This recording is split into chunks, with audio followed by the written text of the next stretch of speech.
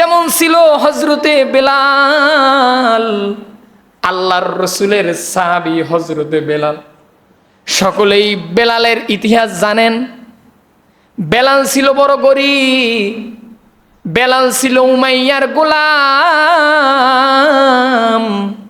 গোলামি কইরা কইরা খাইছে, দিন আইনা দিন খাইছে, অনেক দিন তো খাই নাই। এমন গরিব ছিল। বেলাল এত কুৎসিত ছিল, চেহারাটাও দেখতে সুন্দর ছিল না। কিন্তু বেলালের দাম আপনারা সকলেই জানেন। আল্লাহর রসুল মেরাজের মধ্যে গেছে। আল্লাহর রসুল যখন মেরাজে যায়, হযরতে বেলালের পায়ের শব্দের আওয়াজ শুনতে পাইছে জান্নাত থেকে। বলেন সুবহানাল্লাহ, আওয়াজ দিয়ে বলেন সুবহানাল্লাহ। আল্লাহর রসুল মেরাজ থেকে আইসা বেলাল রে জিজ্ঞাসা করে, বেলাল কি এমন আমল করো যে তোমার আওয়াজ আমি জান্নাতে গিয়া পাই? বেলাল ডাক দিয়া বলে, ওগো পয়গম্বর, আমি বেলাল তেমন কোনো আমল করি না, তবে ছোট্ট একটা আমল করি, এটা কখনো ছাড়ি না। কি আমল করো বেলাল একটু বলো না? বলে, ইয়া রাসূলুল্লাহ, ইয়া হাবিবাল্লাহ, ওগো আল্লাহর নবী, আমি বেলাল যখনই ওযু করি, ওযু করার পর 2 রাকাত তাহিয়াতুল ওযুর নামাজ আদায় করি। বলেন সুবহানাল্লাহ। আলহামদুলিল্লাহি ওয়া কাফা ওয়া সালামুন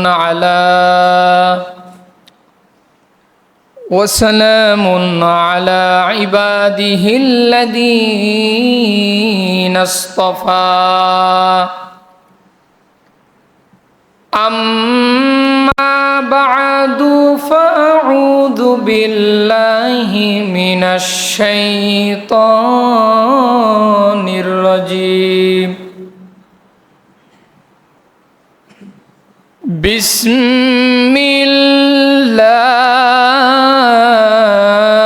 বিসমিল্লাহির রাহমানির রাহিম।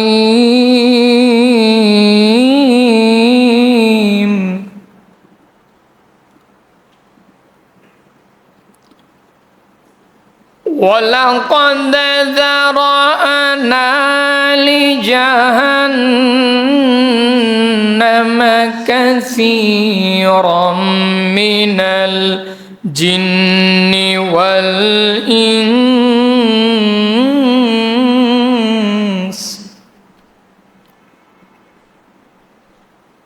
লাহুম কুলুবুল লা ইয়াফকাহুনা বিহা ওয়া লাহুম আ'য়ুনুন লা ইয়াবসিরুনা বিহা ওয়া লাহুম আযানুন লা ইয়াসমাউনা বিহা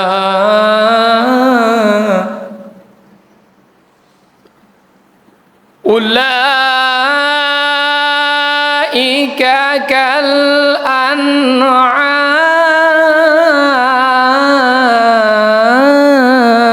আনআম বাল হুম আদাল। উলাইকা কাল আনআমি বাল হুম আদাল। উলাইকা হুমুল গাফিলুন। وقال رسول الله صلى الله عليه وسلم خير الناس من ينفع الناس আও কামা ক্বালান নাবিয়্যু আলাইহিস সালাতু ওয়াস সালাম। সকলেই মহাব্বতে দরুদ ইব্রাহিম পড়ি।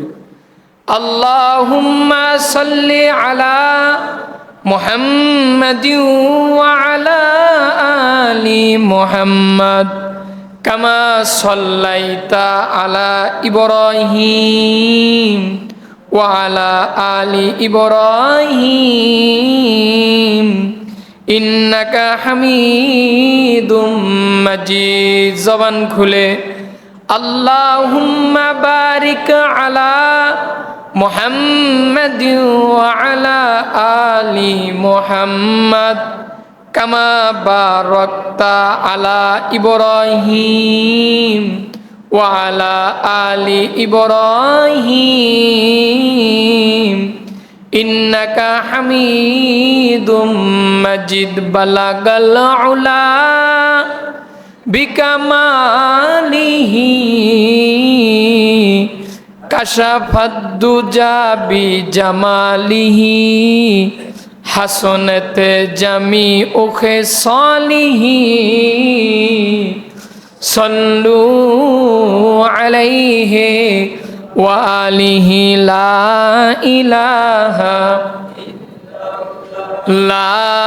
ইলাহা সকলেই জবান খুলে মোহাব্বতে লা ইলাহা সুবহানাল্লাহ আলহামদুলিল্লাহ সুবহানাল্লাহ আলহামদুলিল্লাহ। সকলেই জবান খুলে সুবহানাল্লাহ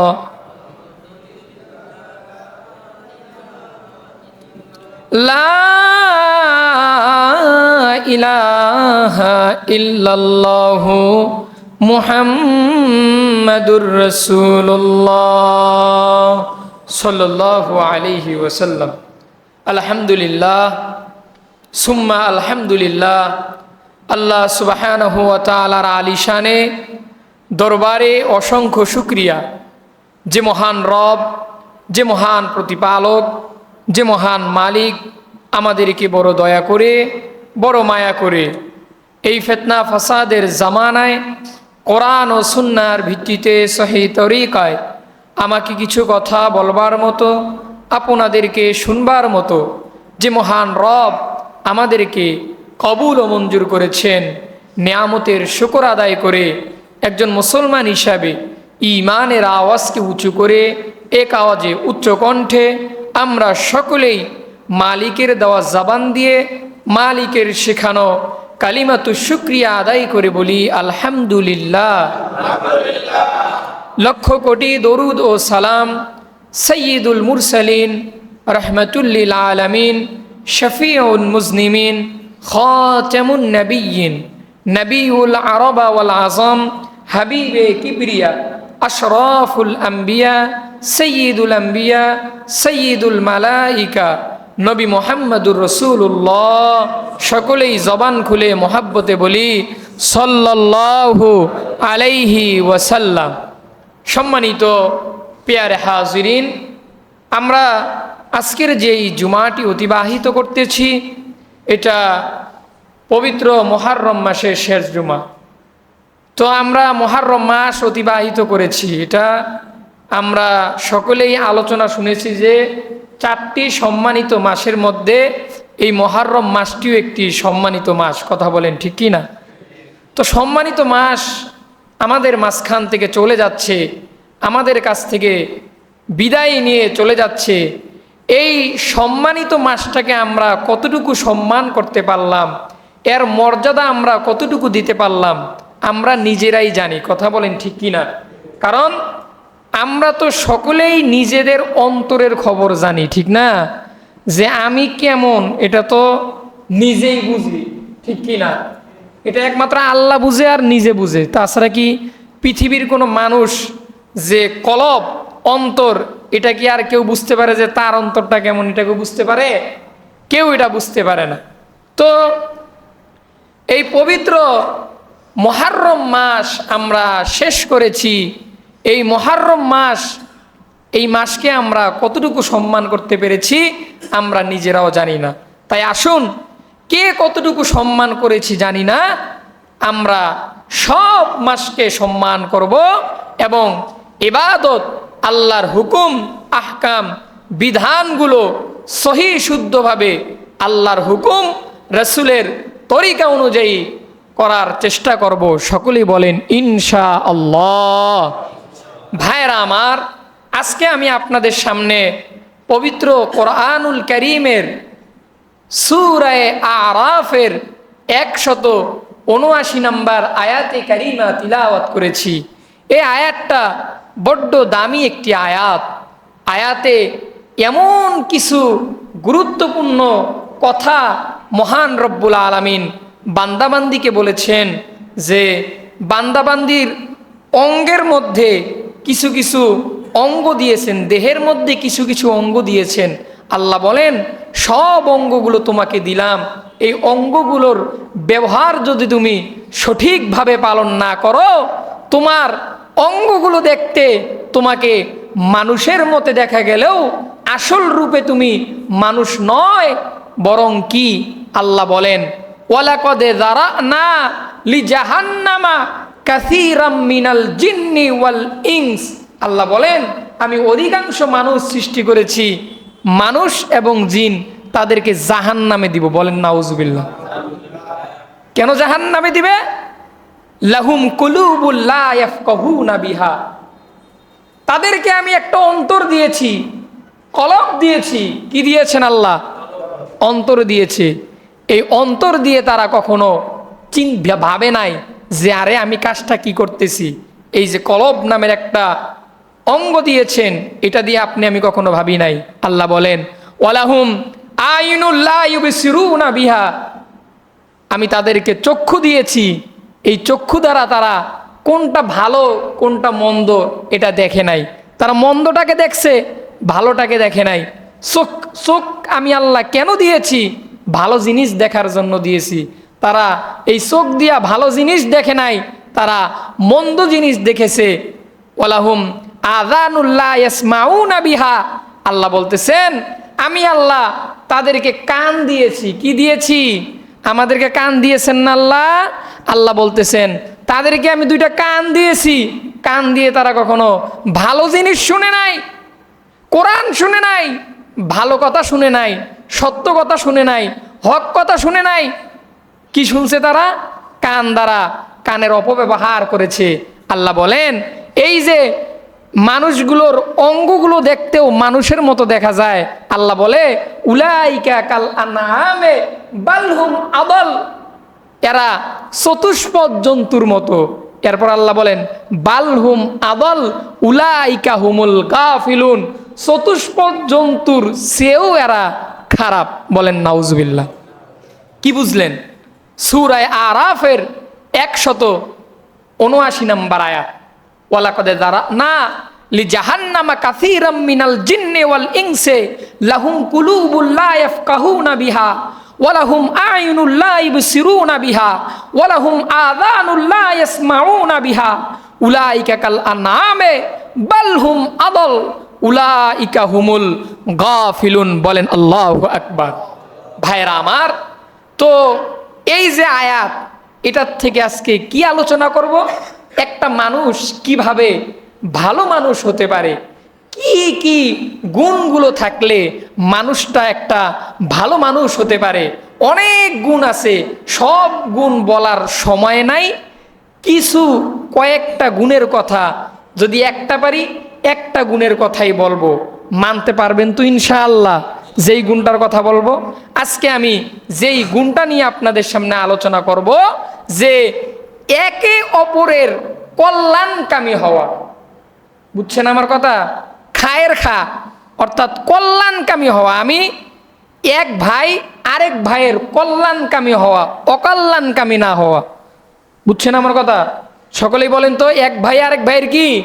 কল্যাণকামী হওয়া। কল্যাণকামী হওয়া মানে একে অপরের ভালো চাওয়া, খারাপ চাওয়া না। কিন্তু আজকে তো আমাদের সমাজে এটা, এই অন্যায়টা অহরহর, যে একে অপরের ভালাই এটা কেউ সহ্য করতে পারে না, এই গুণটা মানুষের মধ্যে নাই। কথা কোন ঠিক কিনা? ওই যে আল্লাহ বলছেন লাহুম কুলুবুল লা ইয়াফকাহুনা বিহা, সূরা আরাফ 179 নম্বর আয়াত, যে তাদেরকে কলব দিয়েছি, তারা কলব দিয়ে ভালাটা দেখে নাই। মানে একজন একটা খারাপ কাজ করছে এটাই ভাল লাগছে, ভালো কাজ এটা ভাল লাগে নাই। আছে না নাই? এজন্য অপর ভাইয়ের কল্যাণকামী হওয়া। আল্লাহর রাসূল সাল্লাল্লাহু আলাইহি ওয়াসাল্লাম হাদিস শরীফের মধ্যে বলছেন ক্বালা রাসূলুল্লাহি সাল্লাল্লাহু আলাইহি ওয়াসাল্লাম ক্বালা রাসূলুল্লাহি সাল্লাল্লাহু আলাইহি ওয়াসাল্লাম আলা ইন্না ফিল জাসাদি লামুদগাহ ইযা সলুহাত সলুহাল ফাসাদু কুল্লু ওয়া ইযা ফাসাদাত ফাসাদাল জাসাদু কুল্লু আলা ওয়া হিয়াল কলব। আল্লাহর রাসূল হাদিস শরীফের মধ্যে বলছেন যে মানুষের দেহের মধ্যে আল্লাহ তাআলা একটা গোশতের টুকরা রাখছেন, এই গোশতের টুকরাটা যদি কারো ভালো হয়ে যায় ওই মানুষটা প্রকৃতপক্ষে ভালো হয়ে যায়। গোশতের টুকরাটা কি? আল্লাহর রাসূল বলেন আলা ওয়াহিয়াল কলব, অর্থাৎ অন্তর। আল্লাহর রাসূল বলেন মানুষের দেহের মধ্যে কলব নামের একটা অঙ্গ আছে, এই অঙ্গটা কোনো বান্দার যদি ভালো হয়ে যায় তো ওই বান্দাটা আল্লাহর কাছে দামি হয়ে যায়। বলেন সুবহানাল্লাহ। যদিও বান্দাটা দেখতে কালো হয়, যদিও বান্দাটা দেখতে খাটো হয়, যদিও বান্দাটার চুলগুলো আঁকা বাঁকা হয়, যদিও বান্দাটা গরিব হয়, যদিও বান্দাটা দিন আইনা দিন খায়, রিক্সা চালায় খায়, কিন্তু বান্দার দেহের মধ্যে কলবটা ভালো। আল্লাহর রাসূল বলেন ওই বান্দাটা আল্লাহর কাছে ভালো হয়ে যায়। যেমন ছিল হযরতে বেলাল, আল্লাহর রাসূলের সাহাবী হযরতে বেলাল। সকলেই বেলালের ইতিহাস জানেন। বেলাল ছিল বড় গরীব, বেলাল ছিল উমাইয়ার গোলাম, গোলামি কইরা কইরা খাইছে, দিন আইনা দিন খাইছে, অনেক দিন তো খাই নাই। এমন গরিব ছিল বেলাল, এত কুচ্ছিত ছিল, চেহারাটাও দেখতে সুন্দর ছিল না। কিন্তু বেলালের দাম আপনারা সকলেই জানেন। আল্লাহর রাসূল মেরাজের মধ্যে গেছে। আল্লাহর রাসূল যখন মেরাজে যায় হযরতে বেলালের পায়ের শব্দের আওয়াজ শুনতে পাইছে জান্নাত থেকে। বলেন সুবহানাল্লাহ, আওয়াজ দিয়ে বলেন সুবহানাল্লাহ। আল্লাহর রাসূল মেরাজ থেকে আইসা বেলাল রে জিজ্ঞাসা করে, বেলাল কি এমন আমল করো যে তোমার আওয়াজ আমি জান্নাতে গিয়া পাই? বেলাল ডাক দিয়া বলে, ওগো পয়গম্বর, আমি বেলাল তেমন কোনো আমল করি না, তবে ছোট্ট একটা আমল করি, এটা কখনো ছাড়ি না। কি আমল করো বেলাল একটু বলো না? বলে, ইয়া রাসূলুল্লাহ, ইয়া হাবিবাল্লাহ, ওগো আল্লাহর নবী, আমি বেলাল যখনই ওযু করি, ওযু করার পর 2 রাকাত তাহিয়াতুল ওযুর নামাজ আদায় করি। বলেন সুবহানাল্লাহ। ছোট্ট আমল, হাদিস শরীফে আছে আহাব্বুল আমালে ইলাল্লাহি আবওয়ামুহা ওয়া ইন কাল্লা। ছোট আমলকে কখনো ছোট মনে করবেন না, কারণ একটা ছোট আমল যদি কেউ কন্টিনিউ আমলটা করে তখন ছোট আমলটাই এক সময় অনেক বড় হয়ে যায়। বলেন না সুবহানাল্লাহ। যেমন একটা আমল নেন, হাদিস শরীফে আছে, বুখারীর হাদিস, কি আছে? কালিমাতানে খাফিফাতানে ইলার রহমান হাবিবাতানে ইলার রহমান। যে কোনো ব্যক্তি যদি তার জবান দিয়ে এই দোয়াটা পাঠ করে, এই কালিমাটা পাঠ করে, এই জিকিরটা করে, কোন জিকির? সুবহানাল্লাহি ওয়া বিহামদিহি সুবহানাল্লাহিল আযীম। এটা আল্লাহর রাসূল বলেন জবানে বলা সহজ, কিন্তু রহমানের কাছে, আল্লাহর কাছে বড় দামি। সেই দামি বাক্যটা কি? সবলেই বলেন সুবহানাল্লাহি ওয়া বিহামদিহি সুবহানাল্লাহিল আযীম। আল্লাহর রাসূল বলেন এটা অনেক দামি জিকির। দেখেন, বলতে কিন্তু সহজ, সহজ না, কিন্তু এটা অনেক দামি। কেউ যদি এই আমলগুলো করে, ছোট ছোট আমলগুলো করে, ছোট জিনিসকে অবহেলা না করা। অনেকেই বলে না যে ছোট মরিচের ঝাল বেশি, এরকম একটা কথা কয় কি কয় না? কথাটা কিন্তু মানে কোনো কোরআন হাদিসের কথা না হইলেও কিন্তু যুক্তি আছে কথাটা, ঠিক না? আবার অনেক সিএনজির পিছনে লেখা আছে যে কি বিবেক মানুষের সবচেয়ে বড় আদালত, এরকম মনে হয় কিছু লেখা থাকে। তো অনেক কথা আছে যে যুক্তিতে মিলে, যেমন এই কথাটাও যে ছোট জিনিসকে কখনো আমরা ছোট মনে করব না, সকালে বলেন ইনশাআল্লাহ। এজন্য ছোট আমলগুলোকেও আমরা কন্টিনিউ করার চেষ্টা করব।